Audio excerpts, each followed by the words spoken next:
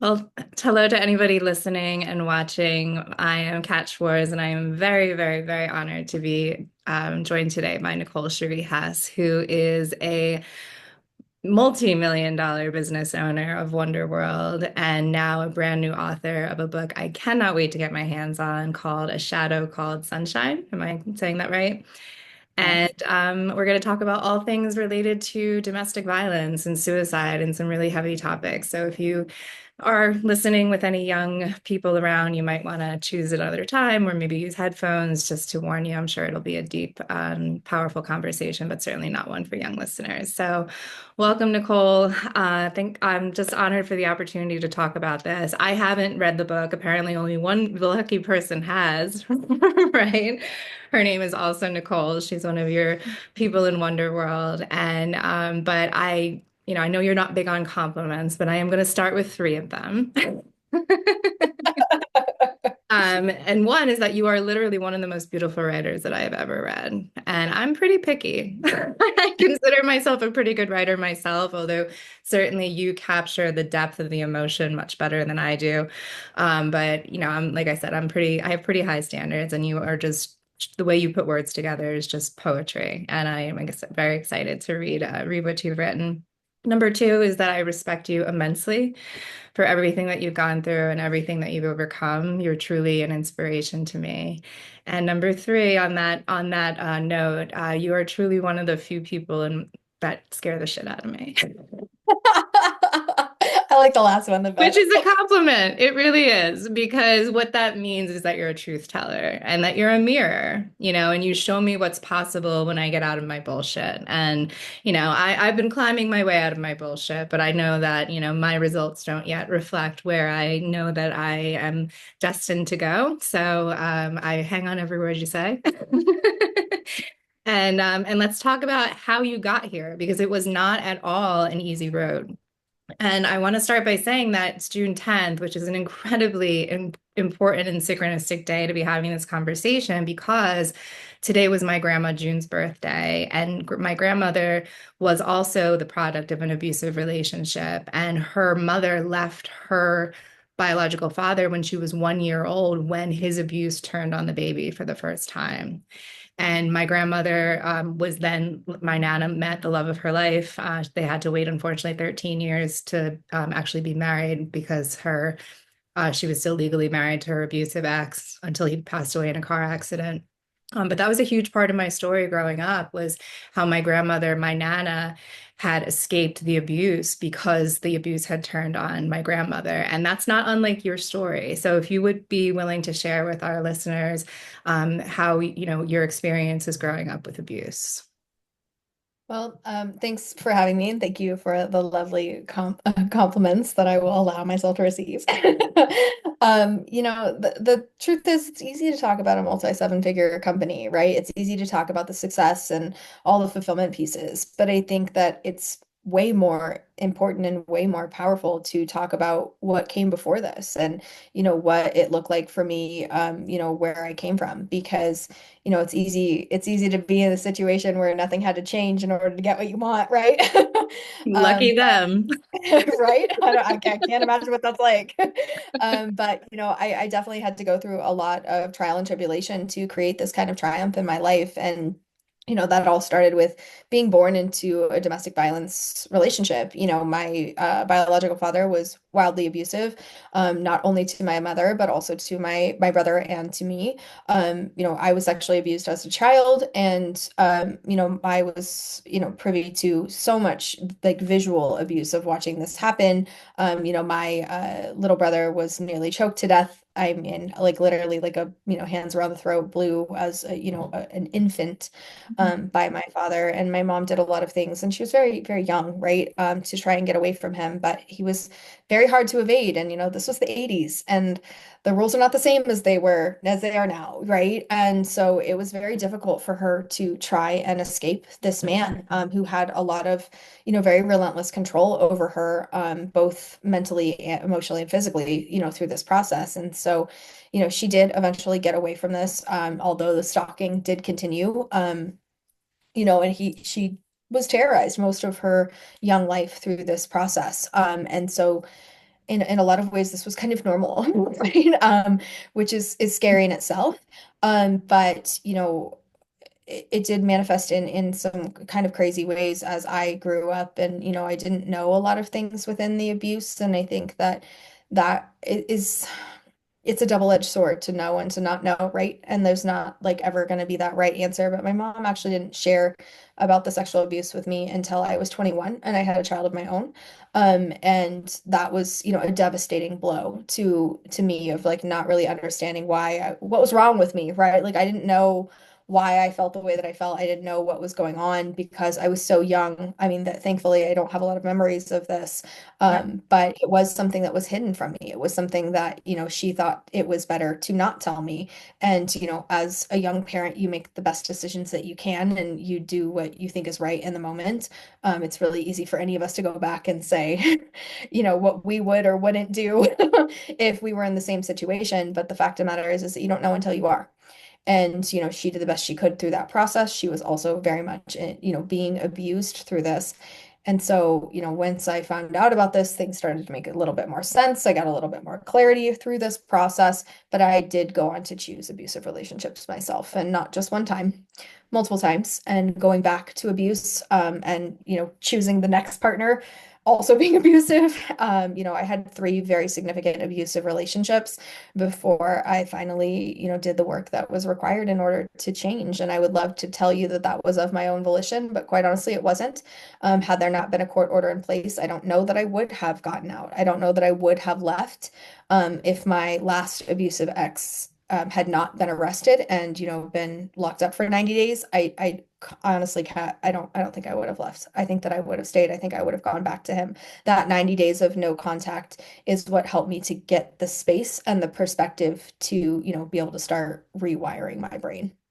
absolutely. And, we both know the divine knows what it's doing. So there was that space that was created for you to start the healing process. But to your credit, you still did the work, right? I mean, you can create all the space in the world, but if you don't show up every day and in every thought, you're not actually doing what's needed. So what you're describing with not, with being molested before you had memory of it and then not finding out as until an adult, that's known as pre-verbal trauma.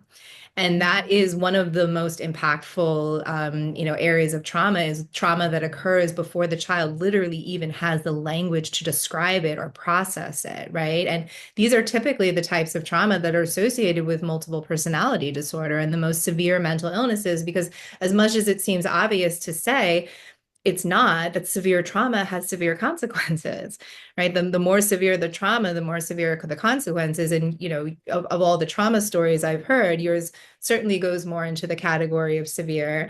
With my personal history, when I write my book, it will be called It Could Have Been Worse, because that's actually the phrase that kept me sick and stuck for decades, because my trauma was moderate compared to people like you and other people that I knew. Certainly it was worse than, every once in a while you'll meet someone and be like, you seem like your parents really loved you. Like, weirdo.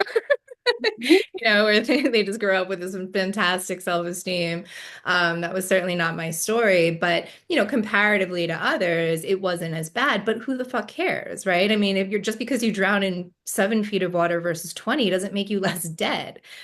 No. So, but I am curious that because you did allude to it in saying that it started to make sense once you found out. But how do you think that that trauma that you didn't know about affected you before you knew, if that makes sense? I mean, as a teenager, I was just hypersexual, right? I mean, like, kind of at a point where, like, I mean, even as I mean, not a teenager, right? Like 7 to 8 years old, kind of, I was in therapy for, these just kind of sexual things that just kind of kept happening in my life, right? Where it was like, had like a playmate in school and like we were doing sexual things to each other at age like 6, right? It's like, how would I even know about things like that, right? So it was like the hypersexuality, but also like this just kind of overarching feeling of like trying to gain approval, to earn love, to be wanted. It was like a constant quest for that. And like, so like in like the high school kind of years, it was like always a bridesmaid, never a bride, right? Like I was like, my best friend was super popular and I was just kind of like on the sidebar and like, the boys would always choose her over me. And this was always very torturous and arduous for me. And so, I watched like all of my friends kind of fall in love and do the normal high school thing. And I was just not privy to that. I was not a part of those things. I resisted any of that where it was like I didn't want to be in a relationship. I didn't want to have a boyfriend. It was too painful in a lot of ways. And I just kind of thought that those girls were dumb. I was like, you guys are dumb. These boys are manipulating you. And so I became more of like, what we would consider to be a primary aggressor, right? Is that I would have sex with boys for power at a very young age. I didn't lose my virginity until I was 16, right? Like, well, technically, right, of my own volition.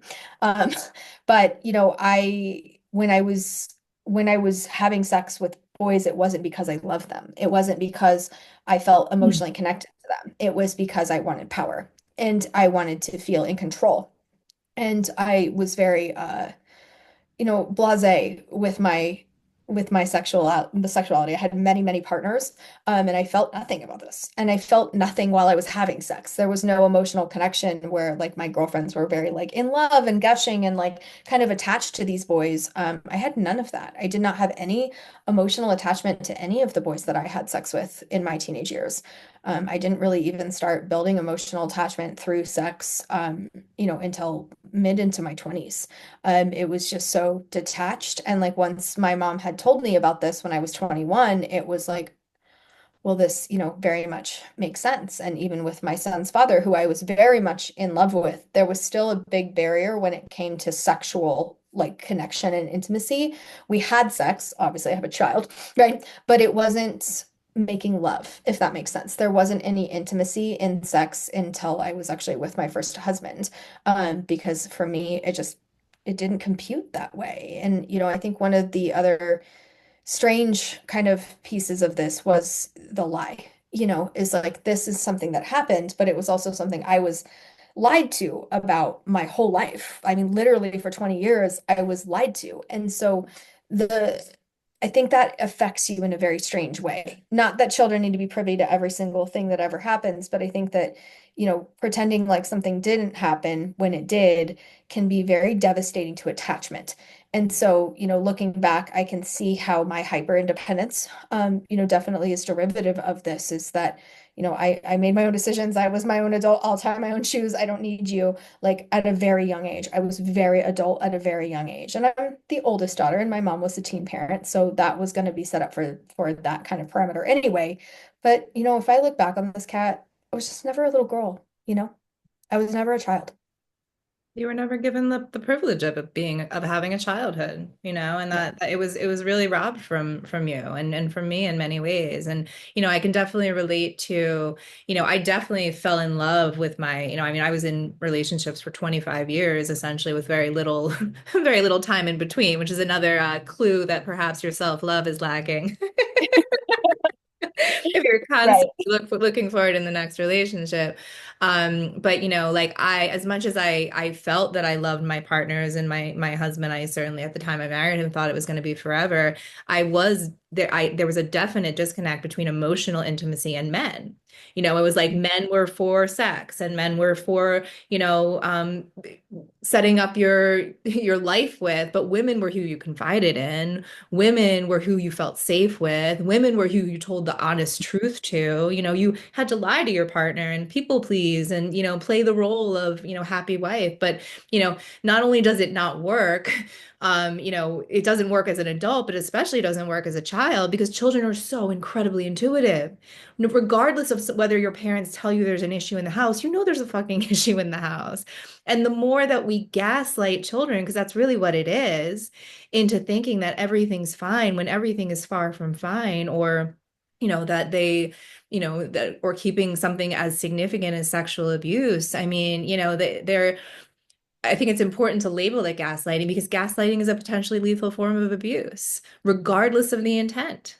If you're denying someone else's reality, that has significant impact. And we do that to children all the time, and we sure as shit do that to abuse survivors. right? Yeah, I mean, it is a very strange phenomenon because, of course, like, you think that you're protecting, you do. I mean, there's not a malicious bone in my mother's body. I don't think for 2 seconds that she was like trying to cause that kind of havoc. But in a lot of ways, that lie, as an adult, that lie was a lot more painful than even the abuse that occurred, right? Because it almost like, wipes the slate in a certain way where it's like, great, now I don't even have one parent, right? It's like the feeling of like I was abandoned and abused by this father figure, and then my mother lied to me, so it's like that feeling of abandonment was just really deep rooted. And that rippled through so many of my relationship patterns, right? Is that the fear of abandonment, the fear of, people not being there for me. And so needing to be hyper independent because I can't count on anybody. Yeah. I'm curious, was it a lie of omission or did your mom actively deny that anything had happened to you? Omission because I never knew. I mean, I was two, when, this actually happened and like, the cops were called and all of the things. And so like I was 2 years old. So I don't have like conscious memory. I have through some conscious rewiring stuff. I've had some faded memory around this happening, but like I don't actually remember it for myself.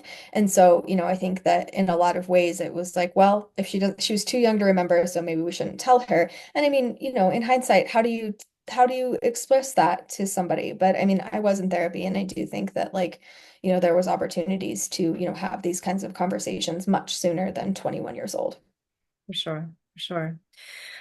You speak about worthlessness a lot, and I'm going to give you some quotes that I wrote down as I've listened to you in various interviews. You said, I was able to step into self-sovereignty by claiming responsibility for the role I played in choosing abusive partners and choosing to stay in relationships where the worthlessness I felt in my body was being reflected by the other person. Also said, the challenge in shifting from self-sabotage to self-sovereignty is through self-worth, and that you want to get this book in the hands of all the right people to rewire the systemic worthlessness that causes suffering in the first place. And this really got my attention because I've said for a long time as a suicide prevention specialist that suicide occurs at the intersection of worthlessness and hopelessness, right? So, can you speak about the ceremony in Bali that actually helped you release that? Yeah, so I went to Bali and it was right after I got fired from both of my jobs, which was 6 months into sobriety. So I had quit drinking and my life fell apart. Right. Turns out that Jameson was holding it all together, right? But I fell apart. Things did not get better, they got worse, right? As they do when we change. And the industry kind of just chewed me up and spit me out. And I mean, it was all I ever knew. And so I just had this like moment of like, what am I gonna do? And freaking out. And my mom, was over in Bali. My mom is a Tantra expert now. And so I got on the phone with her and I was panicking and she was like, just get on the plane, Nicole, which I never listened to my mother, but I did, right? So I got on the plane and got to Bali and I got really, really sick. Like I got this like crazy like fever, like out of nowhere kind of thing. And these women, my mom is friends with a Balinese princess. And so the women in her temple put me in these like shrouds and did this smoke ceremony, which I don't really remember a lot of because it was like very fever dreamy, right? But basically, like, in loose translation, this was a bit of an exorcism of removing what they referred to as the demon inside of me. And at this point, I really thought that they had meant my ex-boyfriend, right? Like that's what I equated it to, and that's what my mindset at that point could like comprehend. But Who I know was now. very demonic. I mean, to give some context, just for the listeners, before this, prior to this, he left you for dead in Bangkok, I believe, right? Yeah, Had I stolen your mean, I passport. Yeah, I had almost died in Bangkok previous, but the year prior to this. Yeah. And so when I went through the ceremony, like my fever lifted and everything got better, and I, took this little white jasmine flower and I put all of my worthlessness into it and like just watched that channel into that flower and I just let it go into the Balinese Sea and just you know, um, really released that inclination to tell myself I'm worthless in any word format or whatever is like that self-deprecation. And I made myself that promise that never again would I ever refer to myself or think of myself as worthless or worth less. And in releasing that narrative, there was so much space because I didn't realize how frequent that narrative was in my brain, right? That I was repeating these phrases over and over again and creating more of the same as we were calling in the thoughts plus the feelings, creating the manifestation through the actions.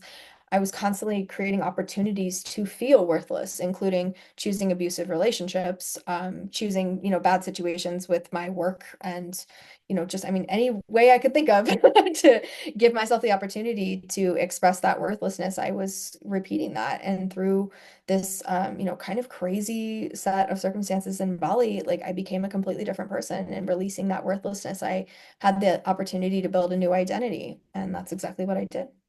And I love the power of words, and even just you separating it, worthlessness versus, versus worthless, because it's both. I mean, there are some of us walking around that have absolutely no sense of self-worth, or are, because again, due to our rearing, it's no accident. It's, definitely, it's nurture over nature, I believe, for sure.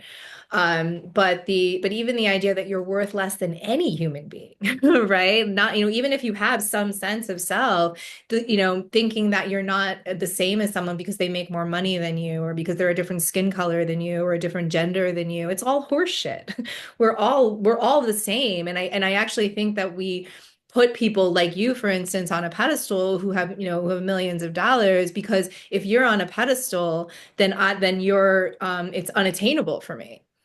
Right? And I don't have to do the fucking hard work to get there like you did. Right? So it works both ways to realize that, not only are we all inherently divine, truly, we couldn't be more worthy, we couldn't be more powerful. But but so is everybody else. Right? I know you had spoken to, and this will go into our next topic about narcissism, because yes, narcissism is a buzzword, right? And we all are narcissistic to a degree. And in the degree that, as you pointed out to Nicole, I believe that, it's about feeling like you're special, like you're here to actually contribute something really important to the world, right? But the distinguishing factor between that mindset, which I certainly have, and a true narcissistic personality is, number one, intention to harm, right? We can all be selfish and thoughtless and reckless at times, but did it come from you had a really bad day, or you're going through something really, really stressful and you just don't have the capacity for more? Or did it come from cruel intentions to harm? That's a huge difference. And then, secondly, um, that you don't think you're the only one who's special and that has something really important to contribute to the world, right? I prep and think we're all really special and we're all here to contribute something completely and utterly unique, right? And to your point, it actually doesn't fucking matter if somebody has a diagnosis of clinical narcissism, right? You can leave a relationship, as I did many, many times, simply because you're unhappy. You don't have to wait for the person to punch you in the face in order to say, you know what, I'm out of here. Right. And I do think that, especially in our patriarchal society, right, where the bar is down on the fucking ground for men, it's like if women complain about, it almost has to get to the level of abuse for women to even complain. And that's bullshit. Yeah, I mean, I Right. think that it's an interesting notion to leave a relationship, any relationship, and I don't just mean like a love relationship, but I mean a friendship, right?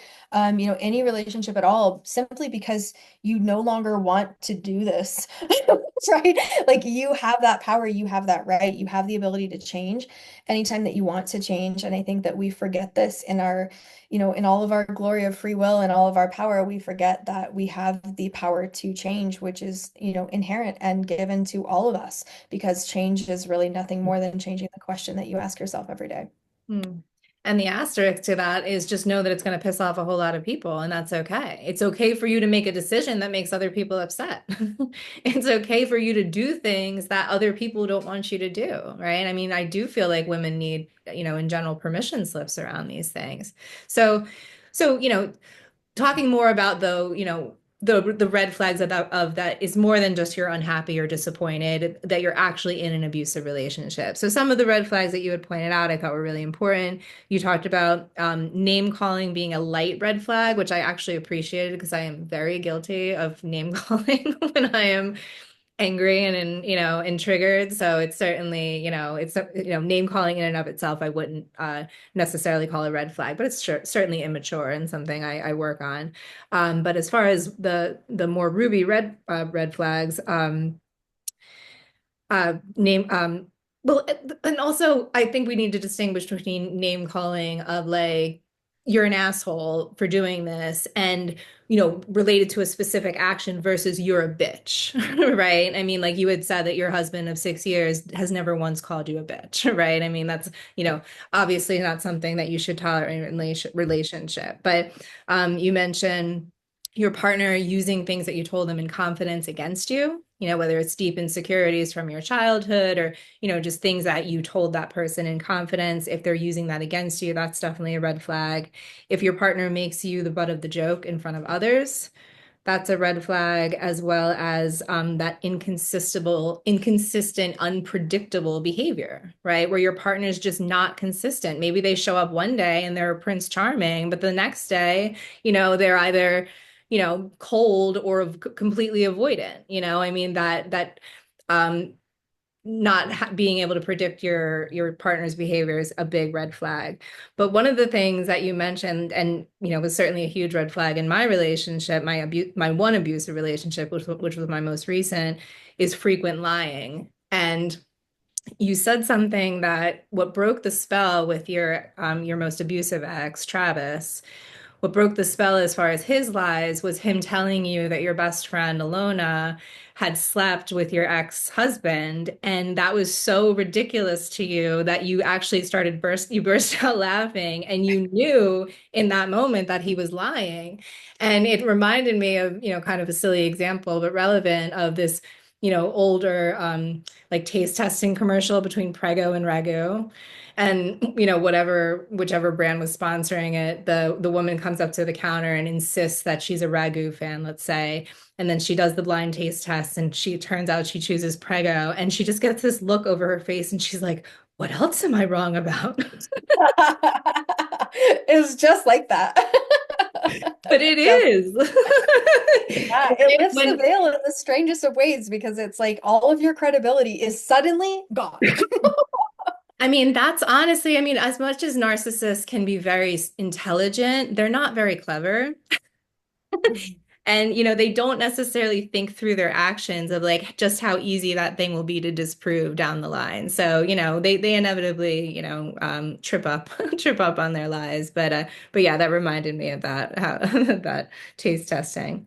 All right, let's get more into the book now, right? You are a brand new author. So when is it going to be available for like widespread? Because right now you can only get the book through, and you're such a marketing genius. Right now, you can You only know get the what you're first doing here.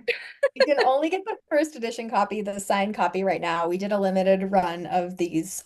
So that is only available right now, but this will be fully available within market and on July 1st. Okay, that's coming up. That's so exciting. All right, so tell us more about the book. So you said that you wanted to make the characters fictional, even though the scenes and incidents that you write about actually happened to you. And you said, I didn't know it at the time, but the characters that evolved from this were a coping mechanized mechanism to externalize the pain and put it into someone else so I could look at it from different angles and really self-evaluate different choices in my life. When I heard that, I actually likened it to like a literary form of cutting, where you're externalizing the pain so you can treat it, right? Does that resonate for you? Yeah, I mean, for me, this was something where it was so like ball of jewelry, like wound up, right? Where it was so hard to pull apart and to like see where one pattern bled into the next, right? Like I couldn't get the perspective and the separation to step away from it when I was looking at it as myself. I mean, now that I have thousands of clients, right? Like I see this so frequently with my clients is that we have this lack of discernment within our own patterns with when we lose our vision that we can clearly see on everybody else. As Right. soon as we look in the mirror, all of that is gone because the objectivity is gone, right? And so, through this, I couldn't look at myself and see these truths. I needed to turn it inside out. And through this character development, I was able to create archetypes within these different female characters where, I could really look at my behaviors as isolated kind of like, I mean, what you had said earlier about like multiple personality disorder, right? Coming from trauma like that is a lot how it feels in my head, right? Like there are six of me and all six of us don't agree, right? And in my behavior patterns within this particularly abusive relationship, I was like six different people, right? I was the version of me who was horribly weak and went back to this man again and again. I was the version of me who fought back. I was the version of me who was like logically telling everyone else this is bullshit. I was the version of me that was planning and trying to, outmaneuver him. There were different personalities being developed in this relationship to cope with the amount of abuse that I was enduring, right? And so through the novel, I really got to explore those different female archetypes and how they interacted with this abusive character. And you'll see in the storyline that this character is the central piece, the abusive character, but then he has these interactions with all of these different female archetypes. And so that was representative of my different personalities dealing with him throughout the abuse in our relationship. That's fascinating. And I understand there's timeline jumps. Yeah, so we're actually exploring three different souls through three different timelines, right? So we're Oh, looking at how these souls interacted with each other in the first timeline, the middle timeline, and the third timeline. And so we're seeing how, that karmic piece comes in where it's like the ball that we set in motion back here, is being played out through the ripple of these different lifetimes, and that we're carrying systemically with us these belief structures, these the blights on our soul, like the dark spots on our soul are coming through from lifetime to lifetime, and we don't actually reach resolution within the confines of one life. yeah, it's very deep, very deep. Have you is this your first, I know this is your first time being published, or is it, I should ask. This is not my first time being published. I've been published in several biz books, and I was actually published for the first time when I was five. It was a poem about a unicorn. My So son, my son was published at 8, so I yes, you I did it, understand. right? So, I've been published many times, but this is the first time that this is a fiction piece. It's my creative work. And I think that to a certain extent, biz publishing is way easier. And, you're just kind of going through the process of, sharing stories or whatever that is. It's not a creative birth process the way that this novel has been.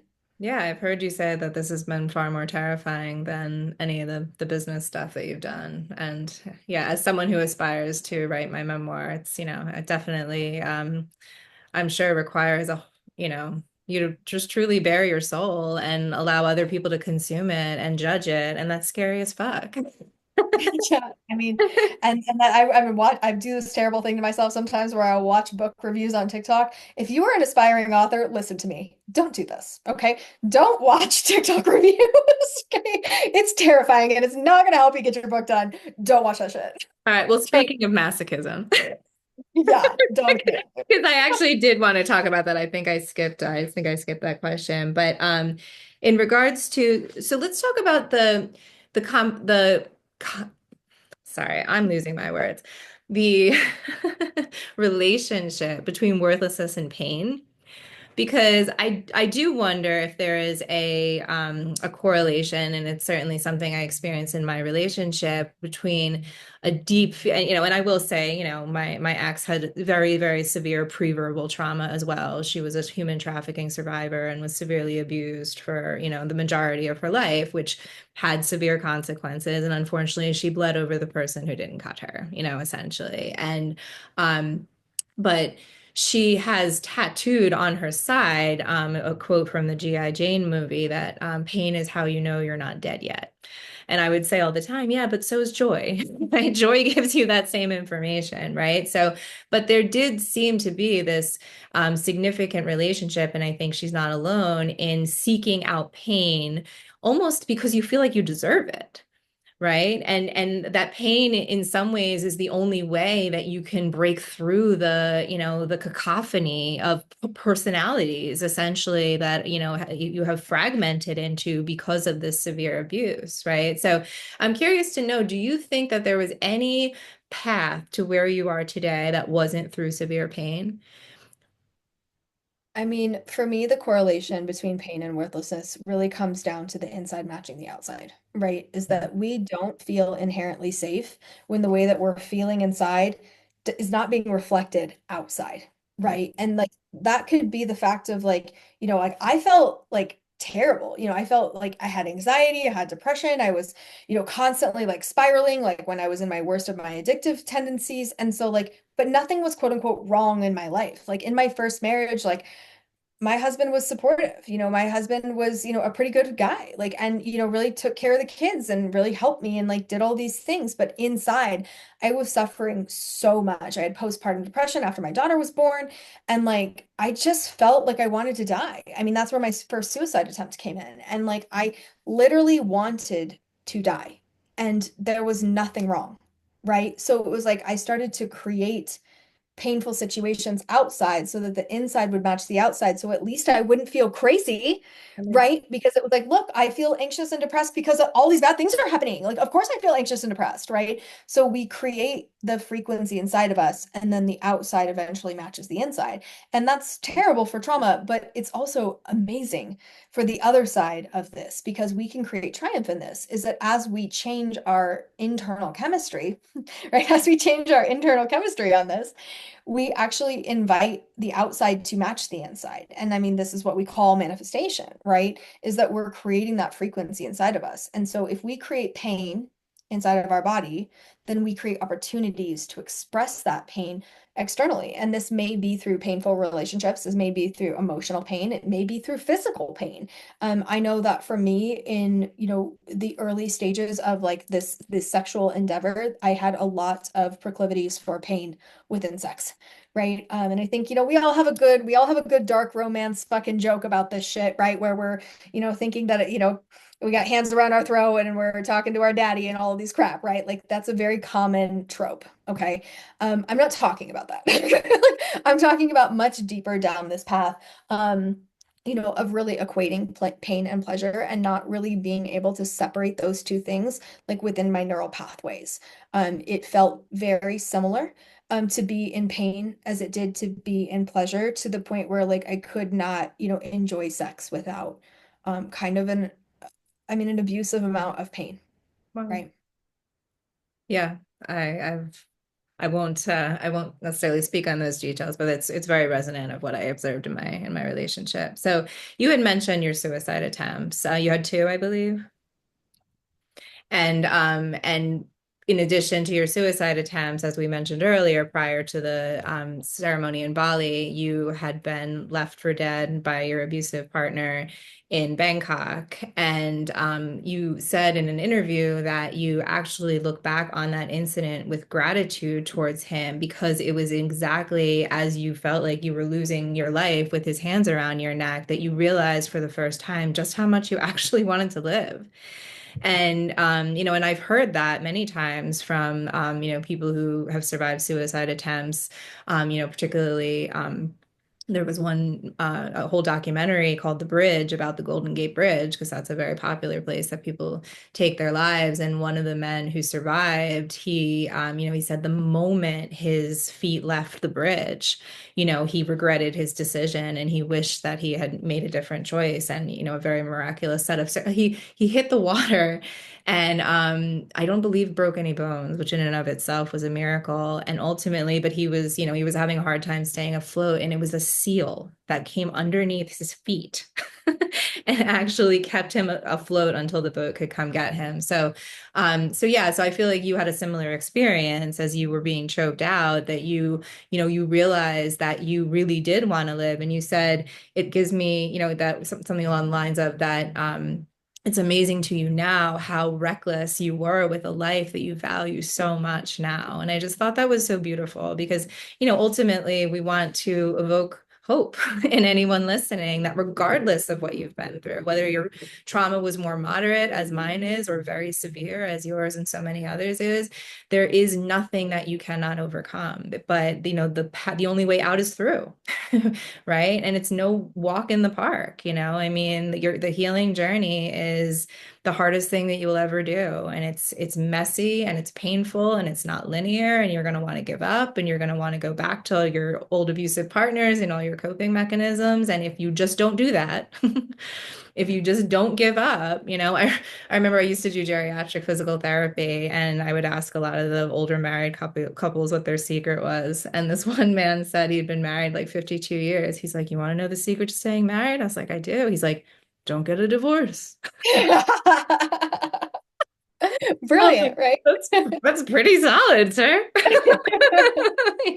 Yeah, I did not heed his advice in my marriage, but yeah, but I know that you're very happily married now. So I want to talk about that because, it's another way that I look up to you is knowing what's possible for me in relationship after a truly, truly horrific relationship that experienced that I just went through. So tell us how you met Daniel and what is it like to be in a healthy relationship, Nicole? Tell me all about it.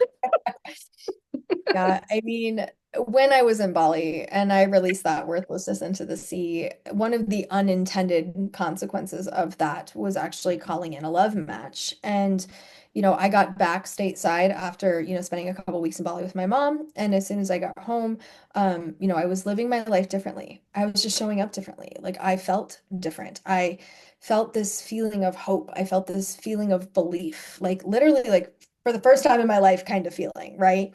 And so I was doing different things. And I was up snowboarding. And so it was spring, it was April. And one of the best things about living in Lake Tahoe is that you can snowboard in the morning and then go sit on the beach in the afternoon, right? Because it's That's absolutely cool. beautiful for spring ski. Yeah.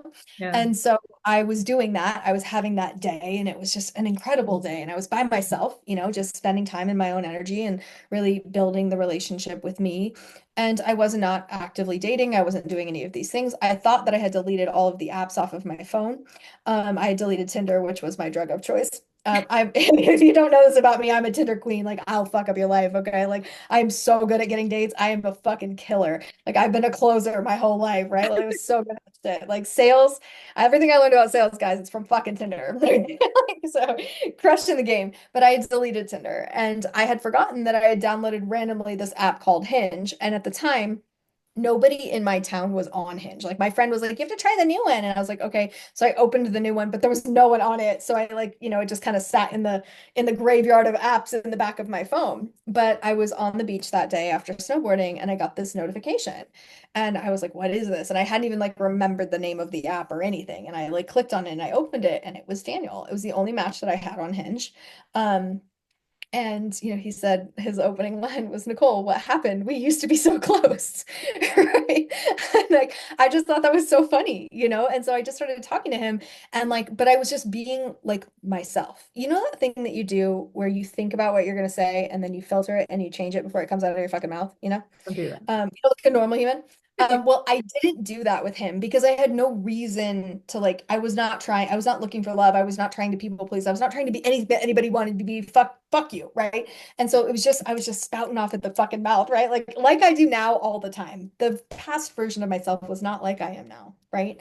And so I was being this person and just telling the truth. Weird, right?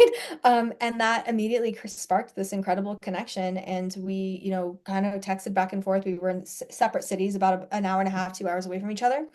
And so we had the best 72 hours of our life just in this rampage of text messages. And then we went on the most magical first date, I mean, you could ever imagine. Like, I mean, it was like a time portal opened up and I became a completely different version of myself. I even remember we were sitting outside on this patio. After dinner, we were just kind of like in the Sacramento hot air and like there was this street light and like I remember like the air just getting wonky, like the timeline just like more like it was like this very strange like glitch in the matrix kind of feeling to it, right? And everything changed. We were in this very whirlwind romance. He ended up quitting his job, cashing out his fucking 401k. He had a very good like good boy state job and cashed out his 401k, moved to Reno, and we were engaged 4 months later in Santorini. He proposed to me on my birthday on a on at sunset in this, Santorini villa, like everything you're thinking from the movies. I mean, it was just perfect. Like, and, we've had this really incredibly deep, emotionally connected relationship that feels like fucking magic. And I mean, sure, there's, a couple things here and there, but I mean, I mean, I think we've been in 3 fights in fucking 6 years. You know, I mean, like we don't have the problems that we had before. Like I don't have any of those kinds of desire points because I had released the worthlessness systemically. And this is what allowed me to really become the person, which is what allowed me to write the book. I wrote the first 30,000 words of this book on my phone on an airplane on the way to Greece before he proposed to me. And, he's really the catalyst for, I mean, so much of what has happened in the book because I wouldn't have written it if it wasn't for him. Like I didn't sit down and say I'm going to write a book, right? I wrote some stories, and this big giant man sitting next to me on the plane with his big giant bare hands, grabbed it. He's like, let me read that. And like he started to read it.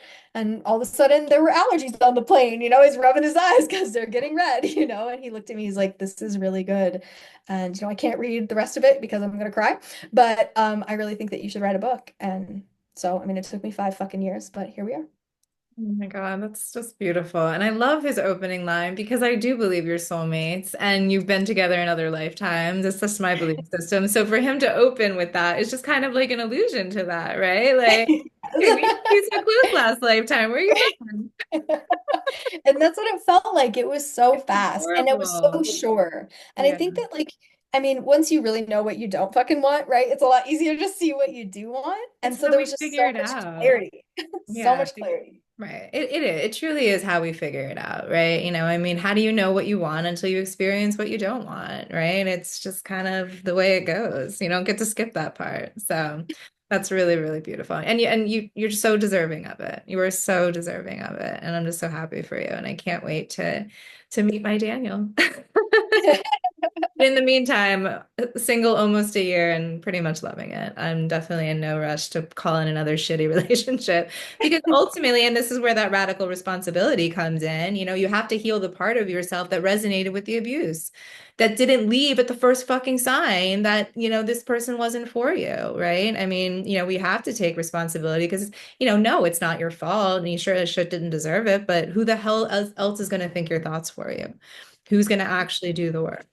Right. And I was single for 2 years before I met Daniel. I mean, like I was rampagingly dating, but dating is a loose term here, right? Like I was sleeping with dudes and having steak dinners. But like I was not emotionally invested and I was definitely not in a place where I was going to be in love. And like quite honestly, I had really kind of decided that I wasn't going to do this again and that I was just going to be single and that I was going to be whole in myself and not choose a partner.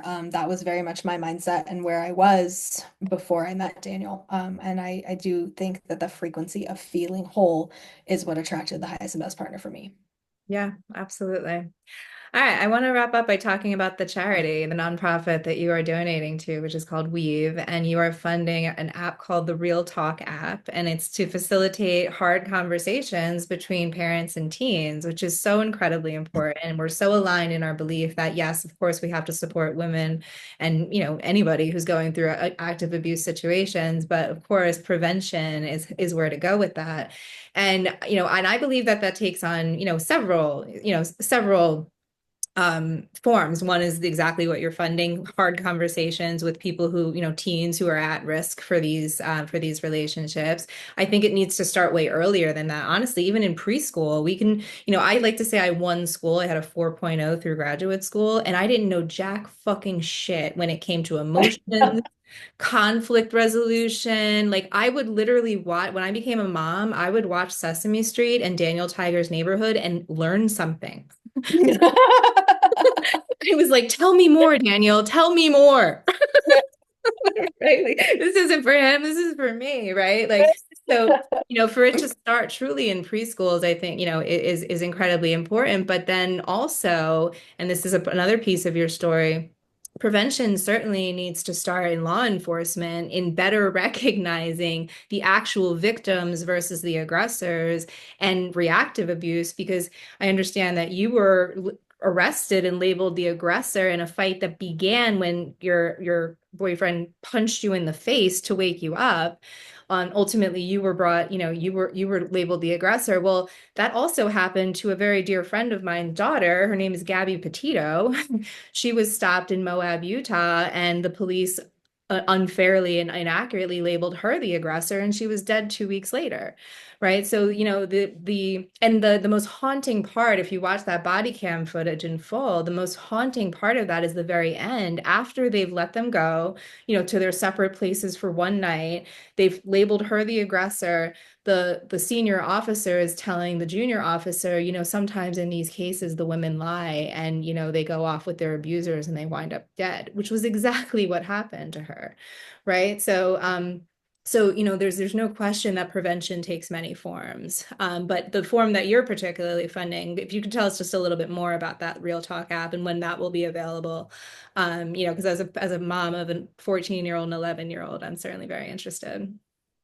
We're in the second phase of development for this app, and this app is being developed by Weave, so that we are just funding this, right? But the intention here is, kind of like if you've seen those apps that are a little bit about like intimacy and relationships, where like you have the app on your phone and I have it on mine, and then it prompts us with a question, and then we're going to have a conversation today, right? But this has been developed specifically, for the preteen to teenage years, so it's going to start at about age 10, moving up to 16 to 17 is what we're really targeting with this, where we're going to ask questions of like, what was it like when you first fell in love? And how did you lose your virginity? And like what do you think is really important in your relationship? Because these are not conversations that our parents are having with children, right? They don't know how to have them. And it's hard to bring it up, right? And like you don't know what to do with it. And I think that even the fact that we're asking a question, I mean, in all of my coaching and like what I have mentored my clients with is teaching them that questions are the secret sauce, right? Is that when we change the question, we change the thought. The thought changes, the feeling changes, the action changes, and the results change. If we want different results, we need to ask different questions. And so this app is really rooted in asking different questions. And so it's like, even if the parent isn't emotionally available enough for this question, the child is receiving this question and knowing that this is an important question that they should be asking, right? And even if they can't ask it to their parent, they could ask it to a neighbor or a friend or somebody at school, a teacher, right? And so they're learning to ask questions that help them to discern how relationships are formed. And I think that that is so important because we do have our parents modeling for us, and too often it's we just do what we see instead of really learning how to figure this out for ourselves. And so these questions, are coming into this, different kind of part of their brain to open this up when their brain is still very willing to receive new information. And, to your point of needing to start this younger, part of my next business book venture is that, yes, I will be writing the biz book like an adult, like a grown up, like I'm supposed to. But as soon as that biz book is finished, our next project of this is to take the 7 layer transformation, which is the proprietary mindset tool that I use to shift out of self-sabotage and into self-sovereignty, the one that I'll be writing the biz book about. And we are creating a children's book that will, predate the app so that they will have already gone through this kind of line of questioning within themselves in order to create different results and to, claim that frequency of choosing their thoughts and feelings. And I love that it's putting the onus on the parents to be emotionally vulnerable, right? Because how can our children do any better than they're taught, right? We can't expect our children to have any more, knowledge and tools in life than we equip them with, right? And I think this also helps parents who, because again, I don't think mental illness runs in family, trauma runs in families, right? Trauma is passed down intergenerationally. So these same parents who, perhaps didn't themselves have any role models, and they now know the important questions to ask. They now know what to look out for in their next relationship, and I think it's a beautiful idea to, like you said, facilitate these really hard conversations, and at the very least, make the children, teens, and parents aware of what healthy relationships should look like, right? What to look out for. And yeah, because it's going back to what we said in the beginning, abuse is normalized. It really is. Like part of what kept me stuck again is the idea that, not only was what I going through in my own home very common, but there were so many people going through so much worse, right? But very rarely do you see a situation or a family that's truly healthy, right? And I think these types of conversations, like I said, will help illuminate that to the everyone involved. So I know we're at the end of our time together. I am so grateful for you to be here, and I can't wait to get my hands on a shadow called Sunshine. It will be available widely on July 1st. For now, just you have to get through the masterclass, which is extremely important. We should all be at that masterclass, making sure that we're staying relevant in the world in the time of AI, right? So thanks for being here, Nicole. Thanks for the great conversation, and I appreciate you so much. Thanks, Kat. We'll talk soon, okay? Sounds good. Take care. Bye.